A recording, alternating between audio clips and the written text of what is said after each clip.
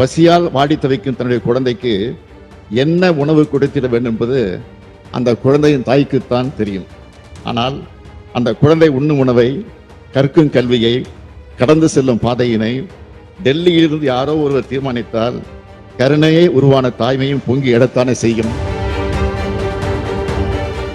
மாண்புமிகு பேரவைத் தலைவர் அவர்களே, அமெரிக்க நாட்டின் புகழ்பெற்ற குடியரசுத் தலைவர்கள் ஒருவரும் அமெரிக்க அரசமைப்பு சட்டத்தை வகுத்து தந்த சட்ட மாமேதையுமான ஜேம்ஸ் மேடிசன் அவருடைய கருத்தை இங்கே பதிவு செய்வது பொருத்தமாக இருக்கும் என நம்புகிறேன். The operations of the federal government will be most extensive and important in times of war and danger. Those of the state governments in times of peace and security. நாட்டின் இறையாண்மை மற்றும் ஒற்றுமையை பேணி பாதுகாப்பது ஒன்றிய அரசினுடைய முதற் கடமை. அந்த உயரிய நோக்கத்தினை செம்மையாக செயல்படுத்திட அனைத்து மாநிலங்களும் தங்களுடைய முழுமையான ஒத்துழைப்பினை நல்கிட வேண்டும். அதே வேளையில் மக்களுக்கான வளர்ச்சி திட்டங்களை நிறைவேற்றுவதில் மாநிலங்களின் பங்கு முதன்மையானது. அதற்கு ஒன்றிய அரசு உரிய ஆதரவை வழங்க வேண்டும் என்பதுதான் இதன் அடிப்படை கருத்து. இந்திய திருநாட்டை வளர்ச்சி பாதையில் கொண்டு செல்லும் மிக பெரும் பொறுப்பை மாநிலங்கள் ஏற்றுக்கொண்டுள்ளன. கல்வி, சுகாதாரம், ஊரக வளர்ச்சி, நகர்ப்புற மேம்பாடு என அனைத்தையும் மாநிலங்கள் முன்னெடுத்து செல்கின்றன.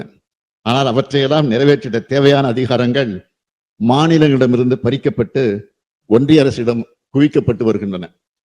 பசியால் வாடி தவிக்கும் தன்னுடைய குழந்தைக்கு என்ன உணவு கொடுத்திட வேண்டும் என்பது அந்த குழந்தையின் தாய்க்குத்தான் தெரியும். ஆனால் அந்த குழந்தை உண்ணும் உணவை, கற்கும் கல்வியை, கடந்து செல்லும் பாதையினை டெல்லியிலிருந்து யாரோ ஒருவர் தீர்மானித்தால் கருணையே உருவான தாய்மையும் பொங்கி எடத்தானே செய்யும்.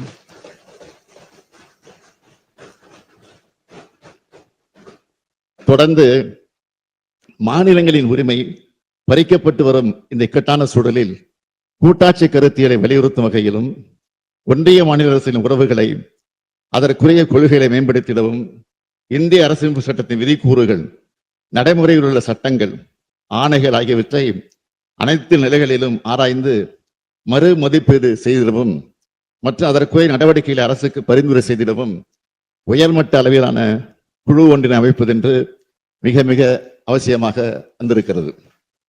இந்திய அரசியலமைப்பு சட்டத்தில் வழங்கப்பட்டுள்ள மாநிலங்களின் நியாயமான உரிமைகளை பாதுகாக்கவும் ஒன்றிய மாநில அரசுகளுக்கு இடையேயான உறவுகளை மேம்படுத்திடவும் உச்ச நீதிமன்ற மேனாள் நீதியரசர் திரு குரியன் ஜோசப் அவர்களை தலைவராக கொண்ட குழு அமைக்கப்படுகிறது.